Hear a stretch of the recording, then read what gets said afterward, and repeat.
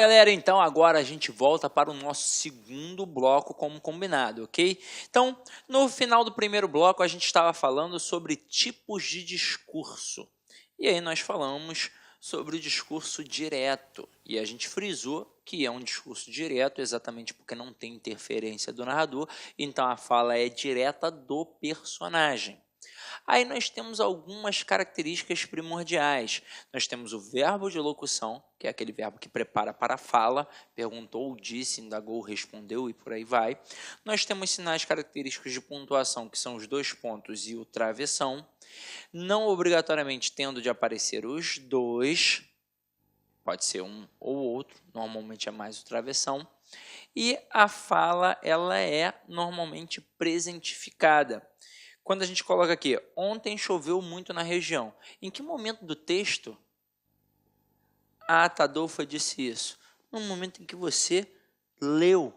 Então, por isso é uma fala presentificada. Afinal de contas, é a fala do personagem. Você está acompanhando aquela história. Até aí, tudo bem, né? Agora, além dos dois pontos e do travessão, também pode ser que apareça as aspas, né? Apareçam as aspas. Então, o sinal das aspas, ele marca isso também, o discurso direto, para mostrar que não é o narrador que está falando aquilo, e sim o personagem. Agora, a gente falou muito sobre o verbo de locução, e pode ser que surja uma pegadinha na prova, atrelada a quê? Atrelada a uma imagem. Então, você tem, de repente, uma charge, e aí no meio da charge, o camarada coloca uma imagem com um personagem ali. E aí aquele personagem fala. Aí ele bota o travessão, por exemplo, vamos supor que aqui, ao invés de ter Atadolfa disse dois pontos, ontem choveu muito na região, vamos supor que isso daqui fosse uma charge, com a imagem da Atadolfa. E aí é óbvio, você precisa saber que é a Atadolfa. E aí, de repente, vem uma fala, ontem choveu muito na região sul.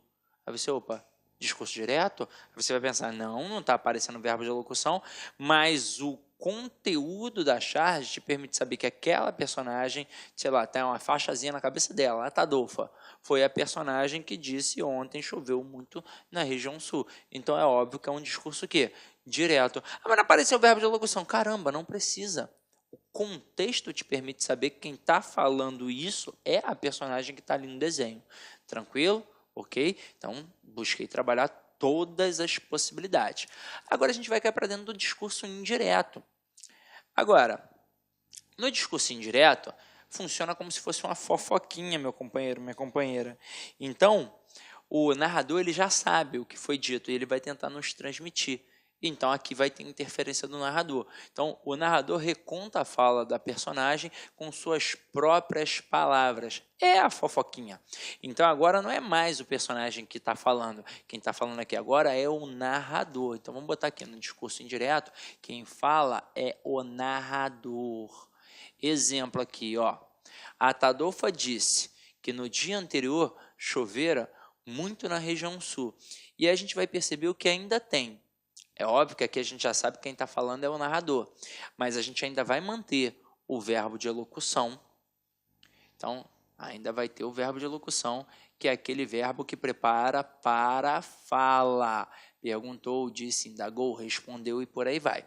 Só que a gente vai perder os sinais característicos de pontuação, os dois pontos, o travessão, a possível aspas. A gente perde tudo isso, não tem sinal característico de pontuação.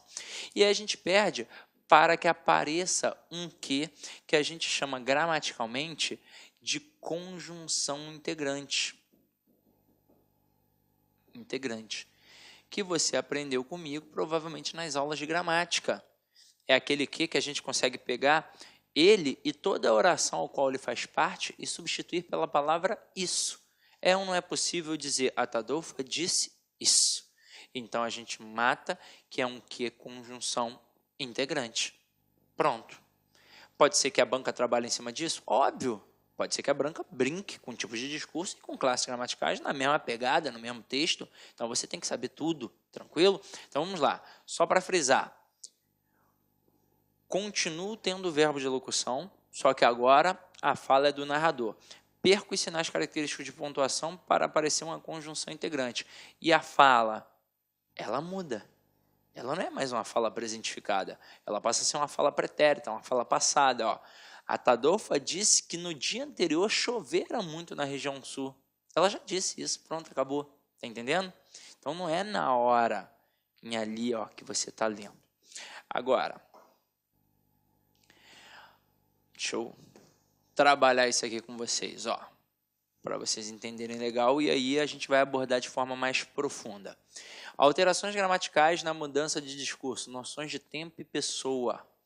Exemplo, Pedro afirmou, amanhã irei para minha casa. E Pedro afirmou que no dia seguinte iria para sua casa. Mesma pegada, mesma diferença. Então, a gente trabalha um valor mais presentificado na fala do discurso direto, afinal de contas quem está falando aquilo dali é o personagem, e na fala do discurso indireto, como é o narrador que está transmitindo a fala do personagem que já foi dita, a gente trabalha normalmente numa fala pretérita. Mas a gente tem algumas possibilidades a serem estudadas, então acompanha aqui comigo. Ó. Tabela de correspondência de tempos verbais nos discursos. Então, no discurso direto, em contraponto ao discurso indireto. Então, aqui, a gente normalmente tem a fala presentificada, tem o presente. Então, a gente tem, eu amo o Rio de Janeiro. Mas, no discurso indireto, eu tenho um pretérito imperfeito. Maria disse que amava o Rio de Janeiro. Mas pode ser também que a gente trabalhe no discurso direto com um pretérito perfeito, que é um passado completamente realizado. E aí, olha a diferença. Presente é algo pontual, está acontecendo. Maria, né, disse, eu amo o Rio. Agora, pretérito imperfeito, ali no caso do indicativo, ele trabalha uma ação no passado que indica um processo de continuidade. Então, Maria disse que amava o Rio. A intenção é mostrar que a Maria não amou o Rio uma vez. A Maria continuou amando. Não é verdade? Agora aqui, eu tenho o pretérito perfeito no discurso direto. É um passado completamente realizado. Então, eu fui à praia. Fui à praia, pronto, acabou. Agora, e no discurso indireto? A gente costuma ter o pretérito mais que perfeito, que é um passado do passado. Indica um tempo passado, anterior a outro tempo também passado. Então, aqui, ó, Maria disse que fora à praia. Até mesmo porque isso daqui é um tempo verbal no passado, anterior a outro tempo também no passado, que provavelmente vai ser exposto ali no processo narrativo. Agora, e quando a gente fala de futuro? No discurso direto, a gente utiliza o futuro do presente. Eu irei à praia.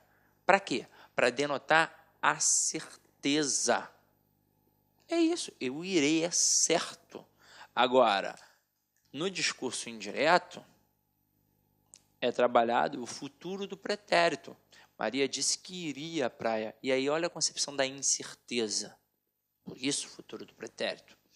Agora, e quando a gente trabalha a questão do subjuntivo? No discurso direto, obviamente, a gente trabalha o presente do subjuntivo. Talvez eu durma. E no discurso indireto, a gente trabalha o pretérito imperfeito do subjuntivo. Maria disse que talvez dormisse. Aí é óbvio que aqui a gente está brincando basicamente com o tempo apenas, porque se é um subjuntivo, a concepção da possibilidade é denotada já no próprio modo. Tranquilo? Beleza? Então, olha que interessante o quadrinho que eu preparei para vocês. Anota aí com calma e tranquilidade que isso vai fazer diferença numa possível jogada de mestre aí do avaliador tentando te derrubar, tá?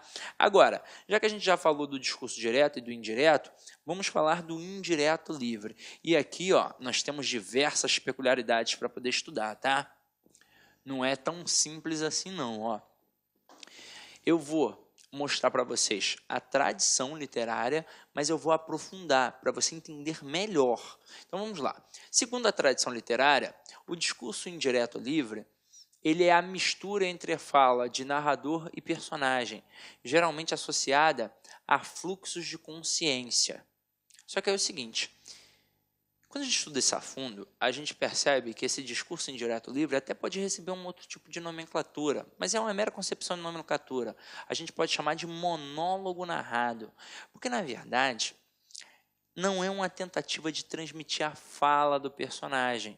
Quando a tradição literária diz que é uma mescla, uma mistura de falas entre personagem e narrador, é como se a gente não soubesse quem está falando, na verdade é porque não está querendo mostrar a fala.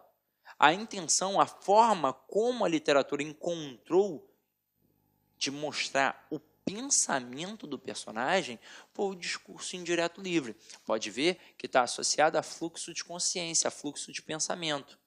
Para produzir é extremamente difícil, mas para identificar é fácil. Quer ver? Ó? Exemplo. Maria caminhava na rua distraidamente quando tropeçou em uma pedra. Ai, meu pé, que falta de atenção. Maria seguiu irritada consigo mesma, prometendo-se olhar o chão com mais cuidado. Então, aqui, claramente, teve uma mistura. Então, é o discurso indireto livre. Mas tem a possibilidade da gente ter um discurso indireto livre mais difícil ainda de compreensão? Tem. É quando a gente, na verdade, não trabalha a fala, não trabalha a história em si. É quando a gente está trabalhando o pensamento do personagem. E isso faz com que a história fique extremamente fluida. Vamos lá. Vou pegar 2 autores para que vocês possam entender isso daqui. José de Alencar e Clarice Lispector. José de Alencar, ele se preocupa com a ação do personagem. Então, ele descreve de forma minuciosa. Isso faz com que o texto fique truncado. Então, são várias marcas de pontuação, vírgulas, ponto. Então, faz com que a leitura fique demorada. Você pega um texto de 100 páginas e acaba, sei lá, demorando 2 dias para ler. Aí você pega um texto... Olá, meus amigos, minhas amigas, sou o professor Luiz Antônio de Carvalho e com muito prazer, muita satisfação, estou aqui para fazer um convite muito especial para você que vai se preparar para o concurso do Detran Pará 2018.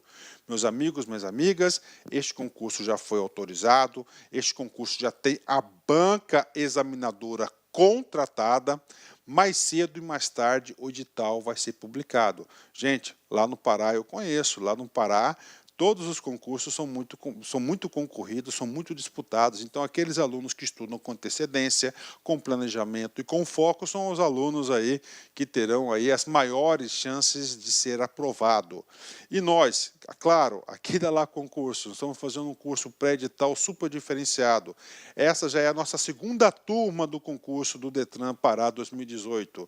Super atualizado, legislação de trânsito, o Estatuto do Servidor do Pará, detalhado, ponto a ponto do edital. Gente, 6 meses de acesso. Durante esse período vai ter direito a todas as atualizações. Se o edital for publicado nesse período, se Deus quiser, vai ser publicado, nós iremos ajustar o seu curso, tá? Sem nenhum acréscimo financeiro, ou seja, free, de graça, custo zero para a galera.